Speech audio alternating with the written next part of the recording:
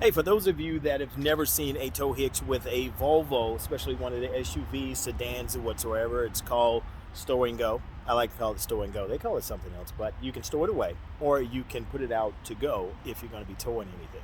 One of the first things you must do, of course, is come along the back side of your vehicle, and all you're going to do is kick. Now, just a little touch note there, Volvo has started putting on the sticker to show you exactly where to kick. Right. So I'm going to keep a rather wide view here. This is the button that I'm going to be pressing, which exposes your tow hitch. I'm going to widen out because if you look right now, it's stored away. But if I come back up, I can press the button. I'm going to widen out because so you're going to see that drop down. So I'm going to press and hold.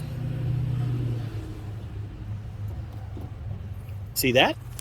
So it comes out of the bottom, and of course if you're going to be using it, just take it and lock it in place. That is exactly what your vehicle looks like.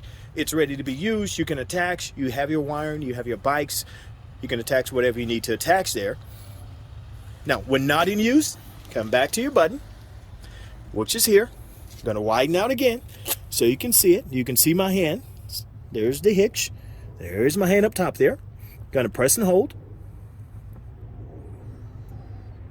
And it's released.